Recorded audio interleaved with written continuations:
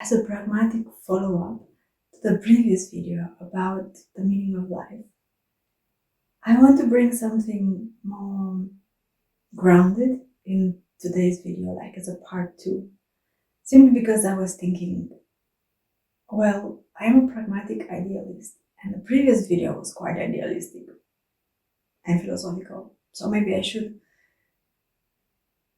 And I did a bit of research and share with you what I found.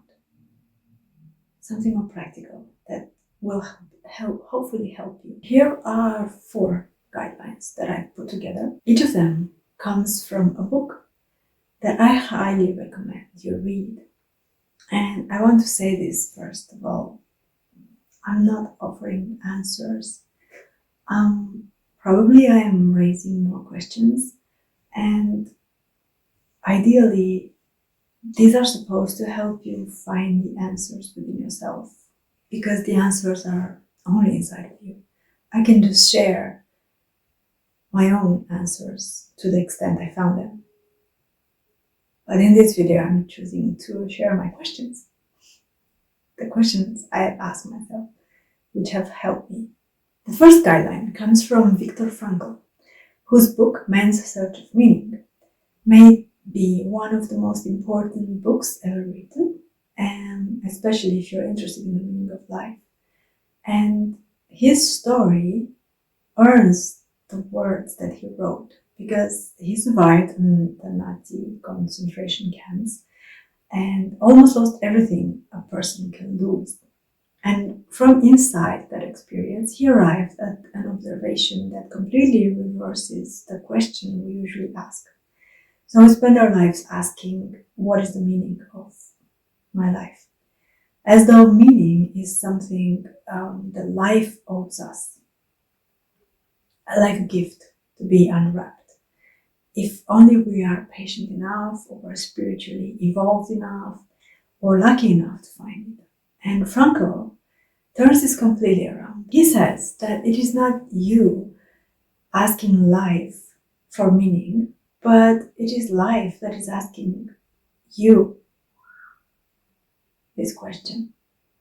And your life, the way you live your life, the actions that you do, the thoughts that you think, the emotions that you feel, basically the way you spend your life, the time and the energy of your life and your body.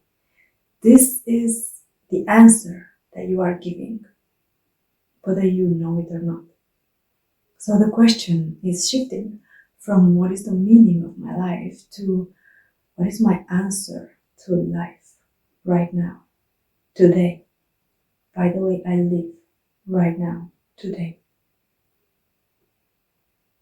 Frankl tells us that meaning is found in 3 territories, and you are almost certainly standing already in at least one of them. The first is that territory where you create and give whatever it is that you create and give. The work, the offering, the thing that you bring into the world that would not exist if you didn't do that. Basically, the world would be devoid of your contribution. Like in my case, it's whatever I'm doing about that spirit, or my opinion, my perspective on BTS, shared here. More and more, because they are on tour and it's starting to blend in my my non-BTS channel. Anyhow, the second territory is what genuinely moves and opens you, such as beauty, truth, love. That thing that takes you by surprise and touches you deeply without asking for permission. And speaking of beauty, actually, I'll share with you in one of the next videos a book about beauty, which is like exactly about that. It's one of those things that can touch you so deeply. It just opens your heart to wonder, to life itself. Or it can be like, for me, to stay with my example from the previous video, it was that girl dancing in a flooded house, in a flooded disaster area, actually, dancing and singing to BTS Swim, turning her situation into hope. That video reached me completely unexpected, and I had to see it in the specific moment when I saw it, which was waiting for the doctor to give me this medicine for my mom, as I shared in a previous video. And that was an instant opening to my heart. It propelled me to deep questions and insights and realizations, to the point of crying. Yeah, you can watch the previous video if you want to hear my story. And the third territory is the most demanding and the most luminous. It's the stance that you choose toward what cannot be changed. Frankl calls this responsibility, and it means it very literally, like your ability to respond with everything that you are to a reality you did not choose and you cannot undo. This is where he says, when we are no longer able to change a situation, we are challenged to change ourselves. And the practice Frankl offers is not meditation. It is an honest inventory. In which of these three territories are you already answering life's question right now as your life currently stands? The second guideline I'm offering in this video comes from Paulo Coelho's The Alchemist. It's an older book. If you haven't read that, please find it and read it. Or even if you read it, actually, maybe you want to read it again, because it reads differently every time you return to it, because you are different, so you see it differently. Coelho calls it the personal legend, the soul's chosen trajectory, the life that was already yours before the world offered you a more manageable substitute. More or less manageable, but a substitute. And the central teaching of The Alchemist is not inspirational in a comfortable sense. Actually, it is quite unsettling, but in a most useful way, because it clearly states that the universe does communicate, does answer, and does guide you through what catches your attention, through what makes you stop in a crowded place, for instance, and stay completely still for a few seconds, and then follow some unexplainable inner call towards something that eventually makes your whole day brighter, for instance, or through what moves you to tears in a moment where you are not prepared for. And that means synchronicities and omens and signs that we need to pay attention to and follow and connect. And this is not done with a logical mind. It's done with the heart, with an open heart. These communications arrive before the mind can interpret them. And the moment you require them to make rational sense, before you decide to listen and follow, then it's like you turn away from the guidance. These synchronicities are like soul messages, and they ask for a different kind of attention. It requires patience and honesty and unhurried attention, actually, before they can be brought to a conscious understanding. The guideline this offers is not to find your passion, which is a phrase that has been already so emptied of weight. It now means almost nothing. But it's more about start following your calling without demanding a full explanation first, without trying to understand or make it make sense. There is something that lands in you, something that opens, something that reaches you in the middle of ordinary life. And it quietly whispers, here, look at this, follow this, try this. And this is not something to analyze. It's something to coordinate. It's something to follow and be curious to see where it leads you. And Coelho's teaching is that when a person truly commits to following their personal legend, not as a thought experiment, but as a lived direction, the whole existence subtly reorganizes itself around that commitment. And this is it feels like magic, but it's mostly a natural consequence of life itself. Because once you stop resisting your own direction, your life becomes magical. The practice is very simple and cumulative, actually. You need to do it repeatedly, day by day or week by week. And that means just keep a record of what called you this week, and then the next week and the next. Keep doing that, don't stop. And read them, because you'll see in a month, if you read a journal like this, you will be mesmerized by the magic of your own life. And also, over time, there is a pattern that reveals itself. And you need to pay attention and to follow that thread and see where it takes you. Because you may find it is exactly where you wanted to go all along, but you just question it all the time, needing reassurances or some kind of guarantees. The third guideline comes from the Celestine Prophecy Experiential Guide. That's another rather old book.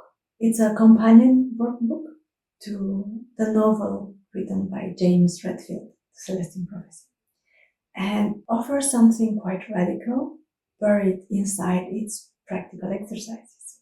The suggestion is this: every person arrives in this life carrying a central question, not as a problem to be solved, but as the animating thread of an entire existence, your why. That's something that drives you, and it appears and reappears across different chapters of your life, wearing different costumes and insisting on itself. And the moment you identify it, you are standing inside the shape of your own life's meaning. Think of it this way.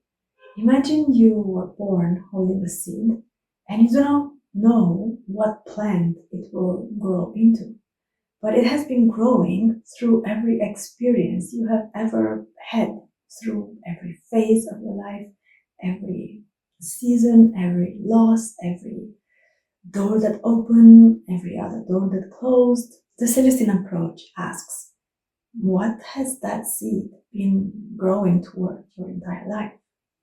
What have you been trying to understand? What keeps returning, dressed differently each time, but it's still unresolved? It's like something that keeps trying to reach you, because that unresolved territory, it is the shape of your contribution to life. And you are here, in part, to leave that question at the deepest possible level. And in doing so, to become a living answer for others who are carrying the same question, but they have not yet named it. The practice for this one is to just sit with this long enough to feel the resonance before the mind rushes in. Ask yourself, what question has followed me through my entire life? And the last guideline comes from a Romanian author named Aimen Klimmeron.